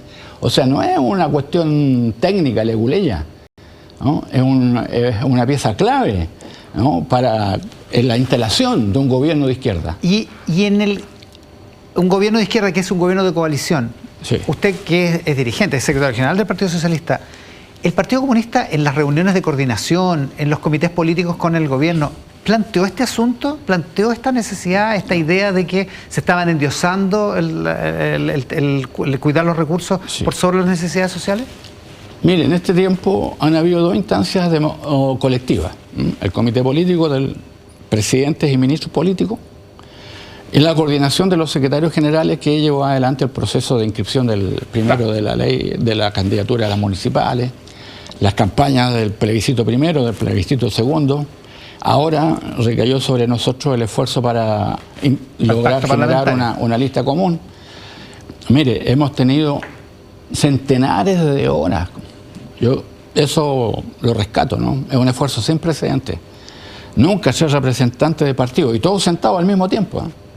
Aquí no había nada escondido, ¿eh? No es que se juntara el PC con el PS y el Frente Amplio como los partidos con mayor representación se pusieran de acuerdo y llevaran el acuerdo a la reunión. Todo se discutió sobre la base de los presentes, primero 9 y después 7 partidos. Nunca escuché yo algo sobre esta materia. Un planteamiento de este tipo. Nunca lo escuché. A ver, ¿cuán difícil hace gobernar con el Partido Comunista con este planteamiento sobre la responsabilidad fiscal encima de la mesa? Bueno, nosotros consideramos que el presidente Boric lo logró. Él lo consiguió. Es un mérito de este gobierno. Es una de las cosas que nosotros más recalcamos, porque a nosotros se nos dice, miren, ustedes empeñaron todo el capital político que tienen en un gobierno que está mal evaluado. Sí, pues. Sí, pues, ¿no? Y pagaron los costos. Hasta usted mismo me lo dice ahora. Entonces, pero lo que nosotros decimos es que nosotros hicimos un aporte a la gobernabilidad democrática de Chile. Colaborar con el presidente Boric, que era un nuevo partido, una nueva alternativa, sin la cantidad de especialistas suficientes para llegar a la moneda, instalar y tomar el timón del Estado, ¿no? A esa realidad, nosotros respondimos con generosidad. Nosotros respondimos colocando todo lo que nosotros podíamos a su disposición. Y con el autor... Yo considero que eso funcionó. Y con el autor de la regla de la responsabilidad fiscal a cargo del Ministerio de Hacienda. O sea, estamos claros qué posición ganó, digamos. El autor de la regla estaba ahí, pues, instalado, dirigiendo la política económica. Yo de verdad considero que este episodio ha sido muy desafortunado. O sea, el Partido Comunista tendría que allanarse nuevamente en este mismo sentido, independientemente de lo que el partido piense y sea la representación que está haciendo Carmona de ese pensamiento. Yo no veo que sea posible para un país como Chile gobernarse a sí mismo como país sin las reglas de la responsabilidad fiscal. Eso lo puede hacer los Estados Unidos, que echa a andar la máquina del dólar y hace juegos, aranceles contra aranceles, claro. Se genera la crisis en las bolsas, ¿no? Y los Estados Unidos logra resolver sus problemas de desequilibrios económicos. Y es tan grande que sigue adelante siempre, claro. Pero no es el caso nuestro. Oiga, hay algunos que piensan que esto es un síntoma de que el Partido Comunista o da por perdida la elección o da por perdido sus principios. Porque incluso, aunque ganara Janet Jara, estaría ganando con las ideas del socialismo en vez de con las ideas del comunismo. Mire, es que yo creo que hoy la realidad es bien simple. Hay un solo comunismo exitoso, que es el chino. Y nosotros estamos muy lejos de ser la realidad de China, ¿se da cuenta? ¿No? Porque la otra experiencia es la experiencia de Cuba, que nunca ha resuelto este problema. Cuando va una autoridad cubana a conseguirse un préstamo, ¿no? Le dan un préstamo, pero tiene que pagar lo que no tiene en intereses. O sea, una de las grandes dificultades que tiene Cuba es precisamente en sus equilibrios macro, es que no tiene hoy día solución para la deuda. La mayor parte de sus recursos se gastan en el endeudamiento. Cuando esto se instala como una realidad para un país, es en realidad una horca, no te deja gobernar, vives para pagar la deuda. Entonces, yo entiendo que Chile incorporó este patrimonio a sí mismo. O sea, ya está incorporado, es como, qué sé yo, nos ponemos los zapatos en la mañana cuando salimos de la casa. No veo que sea posible que lo podamos dejar de lado. Y en tal sentido, como Partido Socialista, yo no puedo sino que sentirme orgulloso que hicimos un aporte. A Chile no sacamos muchos votos más con esto, porque quiero serle muy franco, ¿no? Porque estos son temas que prácticamente no entran en los debates de los distritos. en un debate de un distrito entra qué sé yo, un camino, una calle, el hospital, el hospital, bueno, qué sé yo, las redes de agua lluvia. No, son otros los temas que entran en el debate de un distrito, en el debate parlamentario, cuando cada uno trata de sacar la mayor cantidad de votos posible. Claro, pero nosotros hicimos un aporte a Chile y eso nos ha legitimado como una fuerza que tiene reconocidamente la capacidad de gobernar. Ahora, ¿usted entiende que para el Partido Comunista es medio frustrante haber ganado la primaria y que las ideas que están en juego en el programa de la candidata que ganó no sean las del Partido Comunista? Mire, es que yo creo que no se puede tapar el sol con un dedo. Usted me comprende, ¿no? Que salir a pedir plata sin razón ni justificación, nadie lo va a hacer. Eso no tiene, en el Chile de hoy no es viable. O sea, nosotros estamos aportando ni más ni menos que a la viabilidad de la candidatura de Janet Jara. Nosotros lo que estamos es ayudando a cimentar las bases sobre las cuales ella puede levantar su candidatura, a darle viabilidad al proyecto de que sea presidente de la República, ni más ni menos. Y entonces, ¿el Partido Comunista se vuelve una especie como de lastre? ¿La perjudica? No, en este caso yo diría, para no atacar a nadie, porque no es mi ánimo, esto genera una realidad que es incomprensible para nosotros. Sí, porque eso de desgranarte el choclo, no francamente fue muy desafortunado. Es que es mala la frase, porque además es la frase de Mendoza, entonces... Sí, no, es mala a propósito, ¿no? Sí. Oiga, ¿tendría que congelar su militancia, Janet Jara? Yo sé que no tiene efectos legales y que todo el mundo sabe que es militante del Partido Comunista desde los 14, pero ¿no sería un símbolo de que ella rompe con esta, al menos con la visión que tiene el presidente del partido respecto del futuro? Usted sabe que en esto hay momentos políticos cuando las cosas se pueden hacer. Yo pienso que ese momento político era el día de la primaria en la noche. Ella, con el respaldo que tuvo, estaba en condiciones de tomar esa decisión ese día. En el futuro, yo pienso que el otro día en que esa decisión se puede tomar es cuando lo hizo don Pato Elwin, el día en que asumió la jefatura del Estado.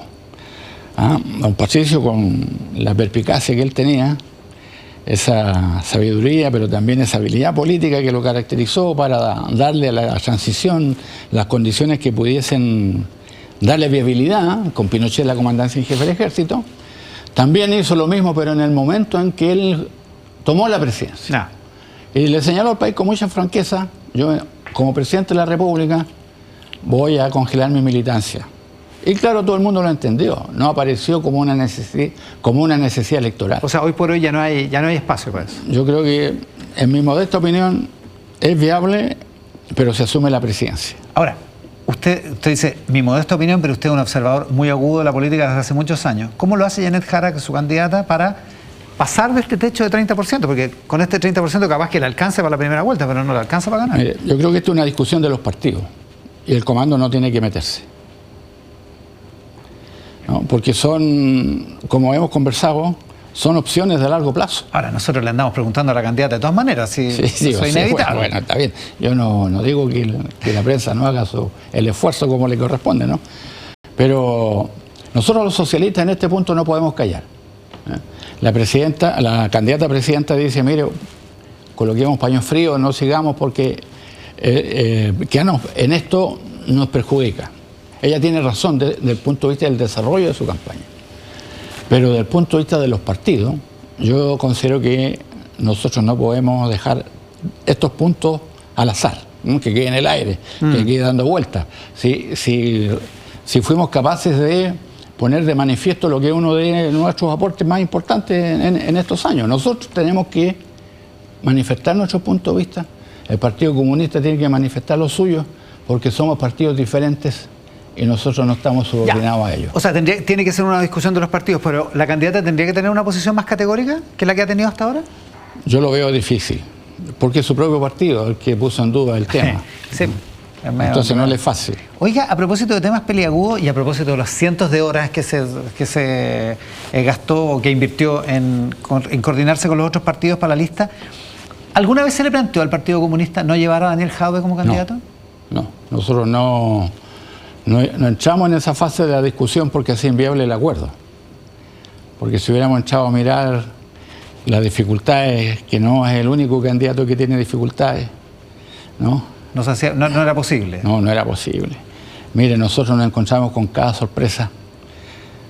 Es increíble la cantidad de gente, por ejemplo, que tiene procesos por violencia intrafamiliar. O gente que tiene problemas por el no pago de la pensión a los niños. O sea... ¿Quedaron mucho en el camino? En este esfuerzo uno se da cuenta que no somos, en muchos casos, el ejemplo que la ciudadanía debe seguir. Y son hartas las pretensiones de candidaturas que quedan en el camino, porque no cumplen con los requisitos básicos. ¿También del Partido Socialista? Hemos tenido casos, pero afortunadamente nosotros tomamos precaución hace tiempo. Y el Tribunal Supremo inmediatamente cesa a esas personas de estar en el partido. Oye, lo que sí está pendiente es lo de Jaude. Sí. Va a haber una resolución del Tribunal Electoral, hay otra petición al Servicio Electoral y la situación se le puede enredar. Así lo entiendo yo. Por la vía de la acusación. ¿Cómo se tiene que solucionar esto? Por la vía de los tribunales. O sea, ¿qué decía la justicia? Esto no es un acuerdo de los partidos. Caso. Esto es un tema que se tiene que resolver en la justicia electoral. Hay un tribunal calificador de elecciones que tiene las atribuciones. Sí. La Constitución dice una cosa que es bastante clara: las leyes son interpretables respecto de cómo se aplicó el artículo de esa Constitución. Esto da para un debate jurídico de muchas horas y de gran importancia para Chile. Así que yo entiendo que ahí si tiene hay que una quedarse. reclamación, la justicia es la que resuelve. Camilo, muchísimas gracias por la gentileza de venir. Gracias a ustedes, gracias. Juan Camilo Escalona, secretario general del Partido Socialista, en esta edición de Mesa Central. Mesa Central que hacemos por el 13 en simultáneo con Tele 13 Radio, T13 en vivo y todas nuestras plataformas también. Mesa Central. También con nosotros el coordinador, estaba viendo la foto que tiene en la tercera, el coordinador de los primeros 90 días, el plan Desafío 90 de la campaña de José Antonio Kast, Bernardo Fontaine. Bernardo, muchísimas gracias por la gentileza de estar acá. Buenos días. Hola, muy buenos días a todos. Mira, aquí estamos, ¿no? Con mucha esperanza porque veo con claridad que Chile se está encaminando a abandonar un mal gobierno, a salir del pantano y a ser el Chile que nos llenó de orgullo, ¿no es cierto? Oiga. El Chile que se desarrollaba, crecía. No perdemos el tiempo en la franja aquí, ya. No, pero es que es verdad. Yo creo que quiero Usted partir uno con un mensaje de es uno de optimismo. de los descolgados de Matei, porque uno podría haber pensado que estábamos por Matei. Yo soy independiente de centro derecha y sigo siéndolo. Y lo que veo sí es que en la candidatura de José Antonio Kast toda la fuerza, toda la energía, toda la decisión para sacar a Chile del pantano donde estamos, para sacarlo de la situación que es muy crítica, ¿no? Tenemos una emergencia económica, una emergencia en seguridad, en inmigración ilegal, una emergencia social y también una emergencia que a mí me preocupa mucho, que es la emergencia de la crisis en la gestión del Estado. Y creo que José Antonio Kast es el presidente que necesitamos hoy día en Chile. Vamos a hablar de eso, ¿eh? Pero quiero preguntarle, porque este ha sido el tema de la semana y usted es uno de los protagonistas de la semana. Usted, dicen en Chile Vamos que usted es el autor de la idea del préstamo de los cotizantes al Estado para pagar beneficios a partir del próximo 1 de enero de la reforma de pensiones. Bueno, ¿Acepta la paternidad? Sí, por supuesto. En buena hora yo propuse el préstamo para destrabar una reforma de pensiones que estaba totalmente atascada, ¿no es cierto? Con un gobierno que quería que todas las cotizaciones fueran al Estado y la mayoría de los chilenos, y incluyo yo, por supuesto, que siempre me la he jugado, a favor de que las cotizaciones fueran a las cuentas individuales. No, claro, pero no había otra forma y a usted se le ocurrió esta idea. ¿No es un poco raro ahora estar a favor de que se retrotraiga? No, porque esto efectivamente fue muy útil para destrabar la reforma y posibilitar un aumento de pensiones que está en la reforma. Pero la pregunta es esa. ¿Era la mejor política pública que los trabajadores le prestaran cotizaciones al Estado para subir pensiones? No, obvio que no. Era lo que era posible en ese momento. Ahora, si hay un Lo gobierno... que era posible para lograr un acuerdo. Por supuesto, pero si hay un gobierno que está dispuesto a asumir un financiamiento distinto y los trabajadores se libran de la obligación de tener que prestarle cotización al Estado, tanto mejor. Esto es una mejora de la reforma. No es un cambio en la reforma. Lo que pasa es que... Pero había un acuerdo que se logró gracias a esto. Esto es lo mismo que cuando Janet Jara dice quiero terminar con las AFP, que ahora no lo dice, pero lo decía en el programa de primaria. Siempre lo ha querido.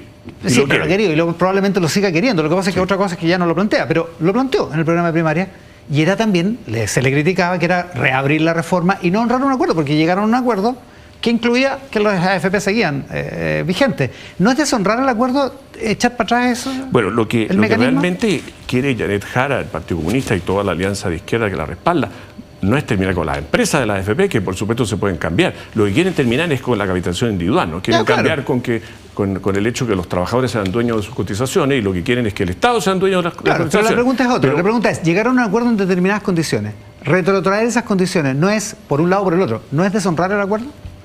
Pero imagínate, eso significaría que nunca se pueden mejorar las políticas públicas, que nunca se pueden mejorar. Y lo que estamos aquí planteando... No se sigue una cosa de la otra. Lo que estamos planteando aquí es mejorar la reforma. José Antonio lo que ha dicho es, yo no quiero que los trabajadores le presten cotizaciones al Estado. Sí quiero que suban todas las pensiones, y en esto quiero ser muy, muy claro, todas las pensiones tal como está estipulado en la reforma. Porque, mira... O sea, si se trata de mejorar las políticas públicas, supongo que primero hay que aplicarlas, digamos, y esta en particular empieza a regir el próximo 1 de enero con sus beneficios, digamos, o sea... Falta un rato pero ¿o es una cuestión de principios, como dice Jorge Quirós? Pero sabemos que es mejor que el Estado financie el aumento de pensiones y no que la financie con un préstamo de los trabajadores. Eso lo sabemos. De hecho, tanto es así... No lo sabemos. Pero perdona, tanto es así... Jorge Quirós dice hoy día que es una cuestión de principios, no es una cuestión de política pública. Pero mira, Iván... De mejor política pública. Esto a mí me sorprende un poco, porque... Cuando yo veo a algunas personas que critican esta idea de sustituir el préstamo por otro financiamiento, insisto, manteniendo los aumentos de pensiones, porque aquí Janet Jara, que nos tiene acostumbrados a una mentira a la semana, la mentira de la semana fue decir que esto afectaba al aumento de pensiones, mentira que fue secundada por los ministros del gobierno. Una vergüenza, ¿no es cierto? La verdad que está perfectamente claro en el programa, en lo que ha dicho José Antonio Cast, que la PGU se mantiene, la PGU se aumenta y se aumentan las demás pensiones tal como está estipulado la ley. Dicho eso, a mí lo que me sorprende es que nadie ha dicho que es una mala idea sustituir el préstamo. No, sí, pues se ha dicho. La propia o sea, lo dijo Salvador Valdés, lo dijo Paula Benavides, lo dijo Soledad Ormazábal. Es una mala idea. No, dicen que no es posible. No. Dicen que es una mala idea. Dicen que es una mala idea por distintas razones que podemos discutir, pero dicen que es una mala idea. Pero Evelyn Matei, en entrevista en la CNN, hace algo 2 o 3 semanas, dijo con toda claridad que ella le gustaría reemplazar el préstamo. En el largo plazo. Bueno, pero entonces, ¿cuál es el problema? Entonces estamos todos de acuerdo en que hay que reemplazar el préstamo. En el largo plazo dice Matei. No dice en el largo plazo, dice en la medida que el país crezca, etcétera, etcétera. Bueno, pero si lo dijo usted mismo hoy día en la tercera. Ahora, dicho eso, Evelyn Matei, a raíz de este tinglado, de este contubernio, de este problema, dijo, ¿sabe qué? No hay que meterse a arreglar una reforma de pensiones en la que ya estábamos de acuerdo y nos demoramos un montón de tiempo en arreglarla. Esa es la última posición de Matei. Bueno, nosotros pensamos que siempre hay que mejorar las políticas públicas. Siempre es oportuno estar del lado de los trabajadores. Es que le vuelvo a preguntar, ¿es un problema de mejorar la política pública, una política pública que todo esto no ha comenzado a operar? ¿O es un problema, como dice Jorge Quirós hoy día en el DF+, de principios? Mira, yo creo que aquí hay que ser práctico. Si existe la posibilidad, y nosotros estamos convencidos de que tenemos la fórmula para hacerlo, de reemplazar el préstamo de los trabajadores al Estado por otro mecanismo de financiamiento, mira, ganamos todo. Ganan los jubilados, porque van a subir las pensiones igual como está estipulado en la reforma. Ganan los trabajadores, porque no le van a prestar la plata al Estado. Y el Estado, a su vez, no va a tener más deuda que la que tiene comprometida con la reforma de pensiones. ¿Cómo no va a tener más deuda? ¿Cuál es el problema? ¿Cómo no va a tener más deuda? No va a tener más deuda, pues, Iván, porque hoy día esta reforma de pensiones lo que hizo fue comprometió al Estado a endeudarse con los cotizantes. Si uno reemplaza esa deuda... Sí, pero contablemente lo lleva en una cuenta aparte, no está en la deuda. Pero eso es una falta de transparencia, ¿no es cierto? Y lo voy a explicar al tiro. Una falta de transparencia que el FMI... Sí, pero la deuda está. O sea, el FMI es más o menos serio, digamos, en esto. No, evidente, pero eso no es el tema. El tema es el siguiente. ¿Cómo no es el tema? No, el tema no es la seriedad del FMI. ¿El tema es la deuda o no es la deuda? El tema es la siguiente. El Estado se comprometió en la reforma a endeudarse con los cotizantes. Sí. ¿No va a pagar esa deuda? Sí, por supuesto que la va a pagar. Es una deuda, ¿no es cierto? Ya. Ahora, si uno reemplaza esa deuda por otra deuda, ¿el Estado debe más plata? No, debe la misma plata. A otro acreedor. O sea, ¿pero cómo lo va a hacer? ¿Con bono? Si lo hiciera con bono, que es una alternativa y varias alternativas, y no es el momento de entrar en el detalle. A propósito, ese es uno de los problemas. ¿Cómo lo van a reemplazar? ¿Cómo van a financiar el aumento de pensiones? Si fuera con bono. ¿Cuál sería la idea y cuánto costaría? No cuesta más de lo que cuesta la reforma. ¿No es cierto? Porque es la misma deuda, lo único que que estaríamos cambiando. Si es que esa fuera la fórmula, que es una de las alternativas, lo que estaríamos haciendo, previo una ley que tiene que discutirse en el Congreso, por supuesto, es reemplazar una deuda que tenía el Estado con los trabajadores. Y que está en una cuenta aparte de la deuda. Por una deuda que tiene el Estado con otro acreedor. ¿Debe más plata el Estado? No. ¿Debe la misma plata? No, pero está contada de otra manera. Ah, bueno, pero eso es que ese es un punto muy importante. Pero tiene un efecto eso, po. Sí, pero es que ese es un punto de... No tiene efecto. ¿Cómo no tiene efecto? Ese sí que es un punto de principio. Para nosotros, la situación fiscal es mucho más mala que lo que ha declarado el exministro Marcel. Y una de las cosas es que hay una cantidad de deudas que están bajo la línea, bajo la alfombra, para que nos entendamos, ¿no es cierto? Una deuda es esta, y eso está mal. Las deudas deben ser transparentes. El Estado debe decir cuánto debe. Los chilenos tenemos derecho a saber cuánto debe el Estado en total. No porque se anota en una línea o en otra línea, la deuda es distinta. La deuda hay que pagarla igual. Entonces, esto fue una contabilidad creativa para esconder una deuda bajo la alfombra. Y eso nos parece que no es el ideal. El ideal es que esta deuda sea transparente. Y el ideal es que no sean los trabajadores los que le presten la plata al Estado, sino otra fuente. Ahora, dicho eso, la gente de Chile Vamos, que está en contra de esta idea, dice que de esta manera habría que ir todos los años a la discusión de la ley de presupuesto a pedir la autorización al Congreso para este beneficio, que además es un beneficio definido y fijo, digamos.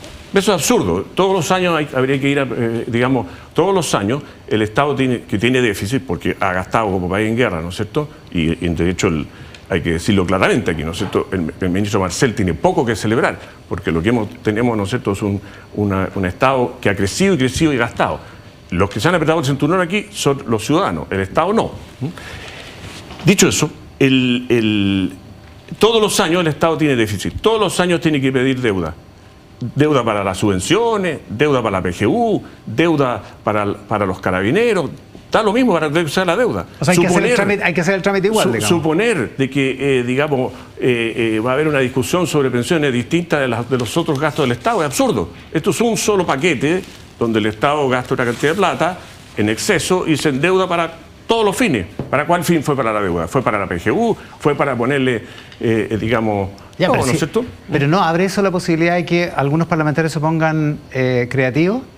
Esa posibilidad siempre existe hoy día. No, pues no existe ahora. Pues. Existe hoy día porque el fondo va a ir acumulando plata en exceso. Sí. Y esa plata en exceso, ¿tú no crees que va a haber la tentación de los parlamentarios de, en vez de pagar el préstamo anticipadamente, de subir los beneficios de las pensiones? Bueno, se supone que la reforma provee de una gobernanza ese fondo, porque si no se cae y se estamos en la vez. Pero esa gobernanza, no, yo razón que es un riesgo, pero esa gobernanza está sujeta a la ley. La ley se puede cambiar por la mayoría del Congreso, cualquier ley, ¿no es cierto? Entonces, gobernanza o no gobernanza, es exactamente lo mismo. Entonces, para mí todo esto es una tremenda exageración, Iván. Es una tremenda exageración. Yo veo que es clarísimo esto. Si mejoramos la reforma de pensiones, los pensionados ganan porque van a subir las pensiones, a pesar de las mentiras que le diga Janet Jara. Los cotizantes, los trabajadores van a ganar porque no le van a prestar al Estado. Y el Estado se va a endeudar en lo mismo, va a tener que pagar exactamente lo mismo. Entonces, ¿cuál es el problema? Desde el punto de vista político, más allá de que esto sea una tremenda trifulca o exagerada, como usted dice, ¿no fue un error plantear este asunto? ¿Y por una cuestión de principios, como dice Quiroz? No, yo creo que nunca es un error mejorar las políticas públicas. Nunca es un error estar del lado de los trabajadores. Ahora, esto... O sea, ¿usted no está de acuerdo con Quiroz en que esto es un asunto de principios? Sí, puede ser un asunto de principio, pero es que para mí esto es una cosa muy práctica. Es como decir, mire, yo tengo una casa y tengo un crédito hipotecario con un banco y lo cambio por otro banco. Es una cosa de principio. Sí, puede haber una razón de principio también, pero para mí es una cosa muy práctica. En esto hay que ser súper pragmático, digamos, ¿no es cierto? Ahora... O sea, estamos haciendo un refinanciamiento, pero no... Ya, ok. No, está claro. Claro, ahora lo importante aquí es quiénes ganan. Ganan los pensionados, ganan los trabajadores, porque no van a tener que prestarle al Estado. Y eso me parece bueno a mí, me parece correcto. Ahora, lo que era bueno para la reforma de pensiones, para el acuerdo de pensiones, era malo. No, en mi opinión, yo propuse la idea, así que era bueno. Pero hoy día hay otras circunstancias. Y se puede hacer una mejora a la reforma. Hay otras circunstancias que es una elección presidencial. Oiga, usted está a cargo del desafío de 90 días, que es lo que tiene que hacer un eventual gobierno de José Antonio Kast en los primeros 90 días. En los primeros 90 días, ¿reforma tributaria? Mira, claro, el encargo es lo siguiente. Yo estoy encargado de la estrategia de cambio, que significa planificar la implementación del programa partiendo por el desafío de 90 días, que es las acciones y las tareas que vamos a abordar. Por supuesto, si resultamos elegidos, Sí, y claro. si no resultamos elegidos, todo el trabajo que hacemos va a estar a disposición de la candidata o candidato ganador de la primera vuelta de la oposición, es asignar y priorizar y determinar el calendario de las tareas y acciones que vamos a hacer en los primeros 90 días y después sigue, ¿no es cierto? Ya. Ahora, el desafío 90 días, por supuesto que va a tener un conjunto de proyectos de ley que vamos a presentar inmediatamente, entre otros una reforma tributaria, pero muchos más. O sea, eso se presenta dentro de los 90 días. Por supuesto. También vamos a tomar una serie de acciones administrativas y acciones de gestión del Estado para que los chilenos empiecen a sentir el cambio, ¿verdad? Por supuesto que no vamos a poder arreglar la agudas emergencias que sufre Chile en 90 días, eso sería una locura. Pero sí podemos hacer acciones concretas que signifiquen, por ejemplo, ir recuperando los territorios, recuperando los barrios para que haya seguridad, ¿no es cierto? Esto no se va a hacer de la noche a la mañana ni con una varita mágica, ¿no es cierto? Pero nosotros vamos a ir, en términos de seguridad, ir recuperando espacios para los chilenos paso a paso, barrio a barrio. Vamos a ir controlando la inmigración ilegal en forma decisiva y activa. Vamos a ir implementando medidas para mejorar el empleo. Tenemos una tremenda crisis de empleo, ¿no es cierto? Tenemos el empleo más alto, uno de los más altos de los últimos 15 años, sacando la pandemia, por supuesto. Entonces, tenemos mucho que hacer. Y yo quiero enfatizar un tema. Nos hemos puesto una meta muy exigente. Sí, porque en realidad uno podría decir, ¿para qué hacer un plan de desafío 90 días, ¿no es cierto? Y no cualquiera puede hacer plan, pero tenemos los equipos, tenemos la urgencia, tenemos las ideas claras de lo que queremos proponer hacer. Hay una cosa... Y eso es lo que nos mueve. Lo que nos mueve, para terminar, Iván, es que no perdamos ni un minuto de tiempo si es que resultamos elegidos. Que lleguemos a aplicar al tiro los cambios que Chile necesita. Aprovechando la experiencia que tuvo este gobierno, entre otras cosas. Oiga, hay una cosa que no me suma, porque Jorge Quiroga hoy día en el DF+ dice que la reforma tributaria son como 3.000, en redondo, 3.000 millones de dólares en 4 años, que deja de percibir el fisco, más los 6.000 millones que van a recortar en 18 meses. No, más no, menos. A ver, ¿cómo? No, pues, si el... Van a dejar de recibir 3.000. Cuando uno deja de cobrar un impuesto, o cobra un impuesto más bajo, recibe menos ingresos, ¿no es cierto? Pero si uno deja de gastar, no necesita esos ingresos. Ya, ya, o sea, ya. No se suman. Ok, digamos que son 6.000. ¿De dónde los van a sacar? Porque aquí Quiroga habla algo del Transantiago y de las licencias médicas, pero... Mira, nosotros tenemos identificado, y estamos identificando, porque este desafío de 90 días partió el día lunes, ¿no? Así que no me pueden pedir, digamos, todos los detalles y todo el trabajo terminado. Pero más o menos hay una... nosotros tenemos identificado que hay una serie de gastos en exceso, gastos improductivos que hace el Estado, directamente abusos. O sea, cuando hablamos de las licencias médicas, ahí tenemos una cantidad de plata grande, ¿no es cierto? Que licencias médicas truchas de empleados públicos, pero también de empleados privados que los paga FONASA, o sea, las paga el Estado. Tenemos el tema de bolsones de corrupción, como fueron las fundaciones truchas que aparentemente financiaron al Frente Amplio o intereses personales. Y tenemos también programas mal evaluados que hay que reducir. Tenemos otras acciones que requieren cambios legales. Todo eso suma 6.000. Fíjate que a mí me llama la atención una cosa. Yo de repente veo gente que dice, oye, esto es imposible. Bueno, en el caso de la candidata Jara... Fácil no se ve, digamos. No, es una meta muy exigente, eso es verdad. Pero es que la crisis es tan grande que la solución no puede ser darle una aspirina. Bueno, ahí se nos cae el carné un poco, pero una aspirina era un analgésico. Un remedio que servía para todo y que era de acción poco profunda. Entonces, nosotros no podemos hacer unas mejoras de gestión aquí y allá en el Estado. Nosotros lo que necesitamos es un cambio grande. Y por eso este ajuste fiscal es grande. Ahora, ¿es tan grande? ¿Es imposible? Fíjate que cuando uno... Lo que pasa es que hay poco detalle, entonces uno tiene derecho como a ponerlo en duda, porque ¿sabe qué? Que llevamos hartas campañas presidenciales en el cuerpo, entonces siempre se habla de que van a recortar cosas y finalmente el gobierno de Sebastián Piñera no recortó nada, digamos. Claro, pero mira, primero yo veo que hay gente que critica esto y cuando fue gobierno no lo hizo. La candidata Jara, por ejemplo, este gobierno lo único que ha hecho es aumentar el gasto. Por tanto, obviamente ella, ninguna sorpresa... Pero tampoco andaba prometiendo el recorte. Ninguna sorpresa, ella dice es imposible. No, pero ella dice hoy día es imposible bajar los gastos fiscales. Bueno, obvio que es imposible para ella. Segundo, nadie que critica esto de otros sectores, ha dicho que esto está equivocado. Todos dicen que no lo pueden hacer. No dicen que el Estado chileno no necesite un ajuste de ese tamaño. No, Nadie lo ha dicho. El Consejo Fiscal Autónomo piensa lo mismo. Digamos. Exacto. Entonces uno dice, bueno, entonces, ¿cuál es el problema? ¿El problema es que no son capaces de hacerlo? ¿O el problema es que está mal la medida? La medida está bien. Ahora, la medida está bien. Lo que pasa es que el mecanismo, porque al mismo tiempo, lo dice Quirós, lo dice José Antonio Cast hoy día en una entrevista en el Mercurio, dicen, vamos a recortar estos 6.000 millones en un año y medio, pero no vamos a tocar ningún beneficio social. Y uno se pregunta, ¿cuánto valen los operadores políticos? ¿Cuánto valen las licencias de FONASA? ¿Cuánto vale el bono bolas de oro? Las cosas que pueden cortar realmente, digamos. Bueno, pero mira, yo te voy a decir una cosa de orden de magnitud. El gasto fiscal crece 3% al año. Esos son 2.400 millones de dólares, ¿no es cierto? Lo que nosotros estamos diciendo es volver al nivel de gasto que tenía Chile, digamos, hace 3 años. Quiero dice 2, pero pongámosle 3. Entonces, tú dices, oye, y hace 3 años faltaba la plata en el Estado, digamos, no se pagan las pensiones, no había combustible para los carabineros, los ministros en su oficina no tenían aire acondicionado. Entonces, ¿qué estamos hablando? Entonces, aquí estamos hablando de un ajuste que es del 7% en promedio. Eso no es un ajuste, digamos,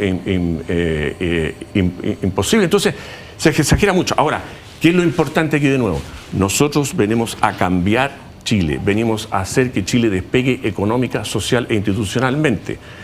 Y entonces estamos promoviendo medidas gruesas, profundas, o sea, un cambio profundo, no un mero mejoría parcial. Y eso me parece muy importante. Y añado otra cosa. En estos últimos años ha sido evidente que ha quedado al descubierto que hay una tremenda crisis en la gestión del Estado, que se manifiesta, por ejemplo, en las licencias truchas o en las fundaciones robadas la plata, pero también se manifiesta, nosotros, cuando hay un ministro de Vivienda como Carlos Monte que no se hace cargo de la reconstrucción de vivienda. Entonces uno dice, ¿para qué está en vivienda? Se manifiesta, por ejemplo, en que una ministra del Trabajo como Janet Jara, lo único que hizo fue tomar medidas que produjeron desempleo y ella nunca hizo honor a su nombre ministra del Trabajo. Y también se manifiesta, por ejemplo, cuando una jueza se equivoca aparentemente, o se equivoca de verdad, manda 2 mails y termina en libre un sicario. Los sicarios. Entonces, no me digan que el Estado se administra perfecto.